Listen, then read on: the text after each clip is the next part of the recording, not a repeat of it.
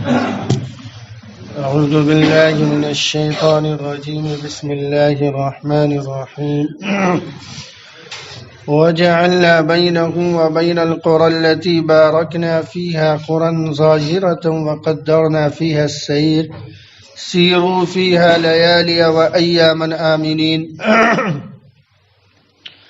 فقالوا ربنا باعد بين أسفارنا وظلموا أنفسهم فجعلناهم أحاديث ومزقناهم كل ممزق إن في ذلك لآيات لكل صبار شكور۔ قوم سبا کا ذکر چل رہا ہے کہ اللہ تعالیٰ نے ان پر اپنا خاص انعامات نازل فرمایا تھا اور پیغمبروں کے ذریعے انہیں دعوت حق دی تھی، اور یہ کہا تھا کہ اللہ کی نعمتوں سے فائدہ اٹھاتے ہوئے اللہ کا شکریہ ادا کرو، یعنی ان کے حکم پر عمل کرو۔ لیکن انہوں نے ناشکری کی تو اللہ کا عذاب آیا، اور ناشکری کے کئی طریقے تھے۔ ایک، اللہ نے ان پر انعام یہ کیا تھا کہ یہ یمن سے، معارب سے ملک شام تجارت کے لیے جایا کرتے تھے، اور اس زمانے میں سفر کے لیے راستے پرخطر ہوا کرتے تھے، ڈاکوؤں اور چوروں کا تانا رہتا تھا۔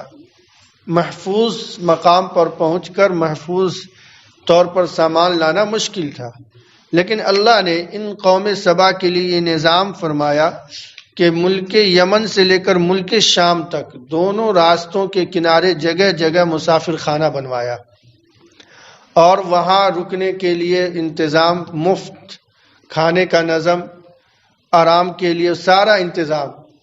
یہ نظام تھا کہ اگر یہ صبح چلتے اور دوپہر کا وقت ہو جاتا تو وہاں پر ان کو ایک مکان مل جاتا، پھر دوپہر کو چلتے اور چلتے چلتے شام کے وقت جہاں پر پہنچتے وہیں پر انہیں ٹھہرنے کے لیے مقام اور کھانے وغیرہ کا نظم ملتا تھا۔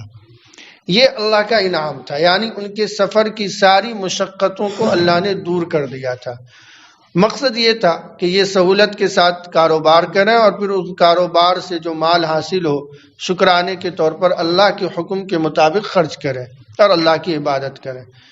ان کی سرکشی یہ آئی کہ ان کو یہ سہولت پسند نہیں آئی، اور یہ کہنے لگے کہ ارے اس سفر کا کیا مزہ جس سفر میں تھکاوٹ نہ ہو، اور اتنی سہولت ہو تو سفر کا مزہ نہیں آتا۔ لہذا انہوں نے اللہ سے کہا باعد بین اسفارنا، کہ ہمارے سفر میں منزل کے درمیان دوری پیدا فرما دے، ہم تھوڑی تھوڑی منزل پر ہمیں رکنے کی جگہ مل جا رہی ہے، کھانے پینے کی سہولتیں مل جا رہی ہیں، ہمیں یہ نہیں چاہیے۔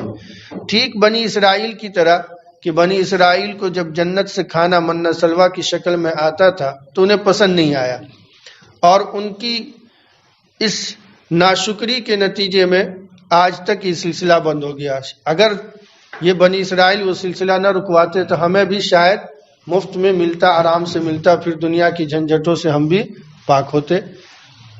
تو ایسے ہی ان لوگوں نے بھی کہا کہ ہمیں ایسا نہیں چاہیے، اتنی سہولتیں نہیں چاہیے، ہمیں سفر میں تو مشقت چاہیے، لہذا یہ جو منزلیں قریب قریب کے اسے دور کر دیا جائے۔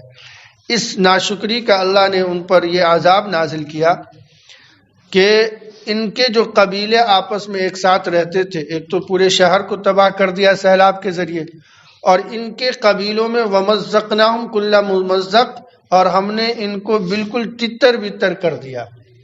یعنی یہ قوم سبا کے جتنے خاندان کے لوگ تھے وہ کئی قبیلوں میں بٹ کر دنیا کے مختلف حصوں میں چلے گئے، کچھ یثرب مدینہ چلے گئے، کچھ شام چلے گئے، کچھ عراق میں بصرہ چلے گئے، یعنی ان کے آپس میں تفریق ہو گئی۔ اور اس تفریق کا بھی ایک بڑا دلچسپ قصہ ہے کہ جب انہوں نے ناشکری کی اور عذاب کے آثار ظاہر ہوئے تو ان میں ایک کاہن تھا، کاہن کہتے ہیں جو شیطان کی مدد سے کچھ احوال آگے کی پہلے جان جائے۔ تو اس کاہن نے سمجھ لیا تھا کہ اب عذاب آنے والا، تو اس نے اپنی ساری جائیداد اور دولت اور مکان کو بیچ کر مال اکٹھا کیا، اور پھر لوگوں سے کہا کہ دیکھو میں تو ملک شام کی طرف جا رہا ہوں، لہذا جس کو تجارت میں بڑھوتری چاہیے وہ ملک شام چلا جائے، جس کو آرام چاہیے وہ بصرہ چلا جائے، اور جس کو مشقت کے دنوں میں بہترین کھانا چاہیے وہ مدینہ چلا جائے، چونکہ مدینہ میں پورے سال کھجور ہوتا ہے، قحط کے زمانے میں بھی اور غلہ نہ ہو تو بھی. اور کھجور ایک ایسی غذا ہے جو انسان اگر صرف کھجور کھا کر رہنا چاہے تو زندگی گزار سکتا ہے. اللہ تعالیٰ نے اس میں وہ وٹامن، وہ طاقت و قوت رکھا ہے کہ کھجور کھا لے تو کھانے کی ضرورت بھی نہیں پڑتی. تو اس طرح سے لوگوں کو اس نے کہا کہ جس کو جو مقصود ہو اس طرح کا شہر انتخاب کر کے چلے جاؤ تاکہ اس عذاب سے بچ جاؤ. چنانچہ ان کی جو قبیلے کے لوگ تھے خاندان کے، وہ اسی طرح کوئی یثرب چلے گئے، کوئی ملک شام چلے گئے، کوئی بصرہ چلے گئے، کوئی عراق چلے گئے. تو اللہ تعالیٰ نے، اور یہ ایک نعمت ہے اللہ کی کہ ایک خاندان کے لوگ آپس میں ایک جگہ رہیں، ایک دوسرے سے مل کر رہیں، یہ اللہ کی بڑی نعمت ہے. اس کے دنیا میں بھی بڑے فائدے ہیں اور آخرت کے اعتبار سے بھی. دنیا کا فائدہ تو یہ ہے کہ مصیبت اور ضرورت میں جتنا آپ کے اپنے خاندان کے لوگ کام آئیں گے، دور کے نہیں آئیں گے. لاکھ آپس میں ناچاقی ہو لیکن جب شدید ضرورت پڑتی ہے تو اپنے ہی کام آتے ہیں. ایک تو دنیا کا یہ فائدہ، اور بھی بہت سے فائدے ہیں. اور اخروی اعتبار سے یہ فائدہ ہے کہ اگر خاندان کے سارے لوگ اکٹھے ہوں اور ان میں کوئی بددین ہو یا کوئی غلط کام کرنا چاہے تو ڈر سے خاندان کے نہیں کرتا.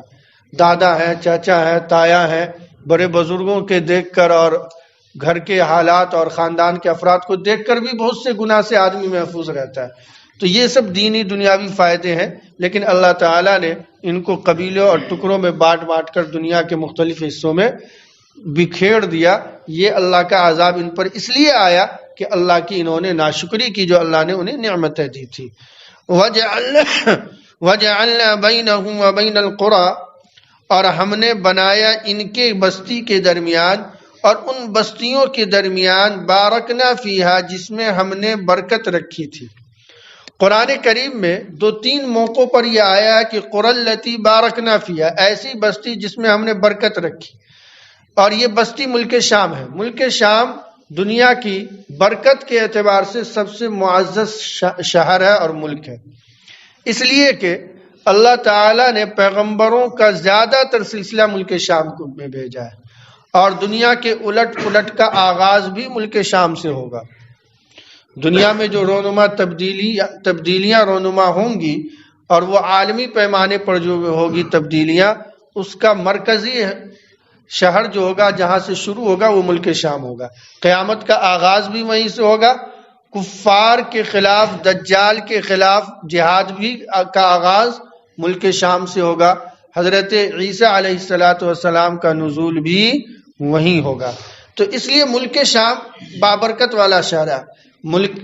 مکہ اور مدینہ کے بعد یہ بہت معزز شہروں میں سے ایک شہر ہے. اور قرآن میں اس کا کئی جگہ ذکر آیا جس میں یہ لفظ ہے کہ بارکنا فیہا، ہم نے اس میں برکت رکھی ہے. لیکن بدقسمتی سے آج یہ ملک شام خانہ جنگی کا شکار ہے اور کئی طرح کے سازشوں کا وہ اڈا بنا ہوا ہے.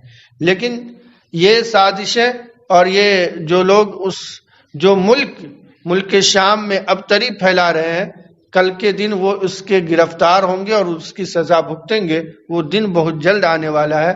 حالات یہ بتا رہے ہیں کہ اب وہ وقت دور نہیں ہے جو تبدیلی کا وقت آنے والا ہے اور مسلمان اور حق گو کا جھنڈا بلند ہوگا اور وہ اس سازش کرنے والوں کی سازش کا پردہ بے نقاب کریں گے. اصل بات یہی ہے کہ ان سازشوں کو یہ ڈر ہے. اس ڈر کے نتیجے میں وہ ملک شام میں سکون اور اطمینان پیدا نہیں ہونے دینا چاہتے ہیں، افراتفری بنائے رکھنا چاہتے ہیں.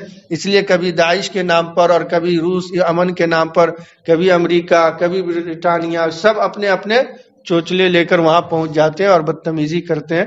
لیکن بہت جلد وہ دن آنے والا ہے کہ ان ساروں کے راز فاش ہوں گے اور اللہ تعالیٰ ان کے کرتوت کی سزا دیں گے. اسی بستی کا ذکر ہے کہ وَجَعَلْنَا بَيْنَهُمْ، اور ہم نے قوم سبا کے درمیان اور ان بستیوں کے درمیان جس میں ہم نے برکت رکھی ہے، قُرًى ظَاهِرَةً، بہت سے ایسی بستیاں ڈال دیں جو دور سے دکھتی تھیں. وَقَدَّرْنَا فِيهَا السَّيْرَ، اور ہم نے ان میں چلنے کو آسان کر دیا تھا. ملک شام یہ تجارت کے لیے جاتے تھے تو اس سے پہلے پہلے جہاں جہاں ان کو رکنا ہو ایک چھوٹی سی آبادی بسا کر ایک مکان اور رہائش کا نظم کر دیا اللہ تعالیٰ نے، اور چلنا آسان کر دیا، یعنی ان کے لیے آمد و رفت کو۔ سیرو فیہا لیالیا، اور اللہ نے ارشاد فرمایا کہ تم ان میں سفر کرو رات و دن، آمنین مطمئن ہو کر، تمہیں کوئی خطر نہیں، کوئی پریشانی نہیں۔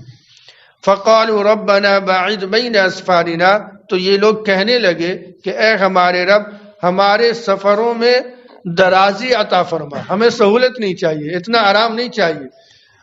وظلموا انفسهم، اور انہوں نے اپنی ذات پر ظلم کیا کہ اللہ تو انعام سے نوازنا چاہتا ہے، اس کا تقاضا یہ تھا کہ وہ اس انعامات سے فائدہ اٹھا کر اللہ کا شکر ادا کرتے، بجائے اس کے انہوں نے ان نعمتوں کو ہی ٹھکرا دیا اور اللہ سے اس کے خلاف مانگنے لگے۔ تو یہ گویا کہ انہوں نے اپنی جانوں پر ظلم کیا۔ فجعلناہم احادیث، پس ہم نے انہیں بنا دیا افسانہ، یادگار۔ اللہ تعالیٰ فرماتے ہیں کہ ان کی ان شرارت کو ہم نے ان پر عذاب نازل کر کے ٹکڑوں ٹکڑوں میں بانٹ کر اور ان کے شہروں کو تباہ کر ایک افسانہ بنا دیا، یادگار واقعہ بنا دیا کہ کئی ہزار برس پہلے یہ واقعہ پیش آیا اور آج بھی لوگ اسے پڑھتے، سنتے اور یاد کرتے ہیں اور عبرت حاصل کرتے ہیں۔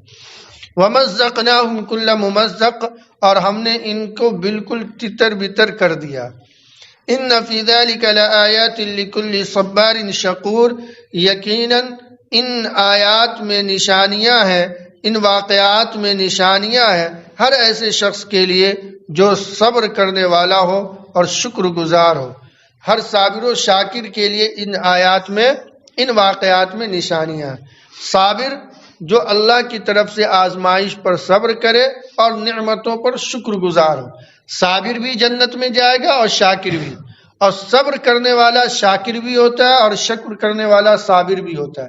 جس میں ان میں سے کوئی ایک صفت آ جائے وہ دوسری صفت بھی خود بخود پیدا ہو جاتی ہے، اور صابرین اور شاکرین دونوں کے لیے اللہ کی طرف سے جنت کا وعدہ ہے۔ وَلَقَدْ صَدَّقَ عَلَيْهِمْ إِبْلِيسُ ظَنَّهُ فَاتَّبَعُوهُ إِلَّا فَرِيقًا مِّنَ الْمُؤْمِنِينَ، اور تحقیق کہ ابلیس نے انسانوں کے خلاف اپنے گمان کو صحیح پایا، اس لیے کہ اکثر لوگوں نے اس کی پیروی کی مگر مؤمنین میں سے ایک چھوٹی جماعت۔ اللہ تعالیٰ فرماتے ہیں کہ شیطان کو جب اللہ نے راندہ درگاہ کیا اور یہ کہا کہ تم جنت سے نکل کر بھاگ جاؤ، آج سے تم پر تو ہماری رحمت نہیں ہوگی بلکہ لعنت ہوگی، تو شیطان نے مہلت مانگی تھی لمبی عمر کی اور یہ کہا تھا کہ ہم آپ کے اکثر لوگوں کو گمراہ کر دیں گے، ہم ان کے آگے دائیں پیچھے اوپر نیچے سے آئیں گے اور آپ کے مومن بندوں کو گمراہ کریں گے۔ تو یہ جو اس نے وعدہ کیا تھا اللہ سے، اور اللہ نے کہا تھا ٹھیک ہے آزما کر دیکھ لو۔ کہتے ہیں کہ شیطان اور ابلیس نے اپنا یہ گمان سچ کر دکھایا کہ دنیا میں اکثر لوگ گمراہ ہیں اور مومنین یا نیکوں کی تعداد بالکل کم ہے۔ مومنین کا موازنہ اگر غیر مومنین سے کیجئے تو ان کی تعداد کم ہے، مشکل سے 1.5 ارب ہے، 7 ارب کی آبادی میں پوری دنیا کی، اور مومنین میں بھی نیک لوگوں کا موازنہ برے لوگوں سے کیجئے تو وہ بھی بہت قلیل تعداد ہے۔ تو اللہ تعالیٰ فرماتے ہیں کہ ابلیس نے جو ہم سے وعدہ کیا تھا اور جو وہ گمان کیا تھا وہ اپنا وعدہ بالکل سچ پایا کہ اکثر لوگ غلط راستے پہ ہیں، الا فریقا من المؤمنین، تھوڑی سی ایک جماعت ہے مومنوں کی جو وہ بالکل راہ راست پر ہیں اور نیک عمل کرتے ہیں۔ یہ شیطان کی پیروی کرنا اور اس کی بات ماننا یہ اللہ کی طرف سے ایک عذاب ہے جو اللہ تعالیٰ ایسے لوگوں پر مسلط کرتے ہیں جن سے اللہ ناراض ہوتا ہے۔ تو اگر کوئی شخص گناہ کر رہا ہو اور شیطانی کاموں میں ملوث ہو، اس کے باوجود اس پر کوئی بظاہر کوئی پریشانی نہ ہو، تو ہمیں خوش نہیں ہونا چاہیے یا اس کو دیکھ کر افسوس نہیں کرنا چاہیے کہ یہ دیکھو کتنا اچھا ہے، ہم نیکی بھی کرتے ہیں اور پریشان رہتے ہیں اور یہ کچھ بھی نہیں کرتا، یہ بڑا خوشحال رہتا ہے اور ترقی بھی کرتا ہے۔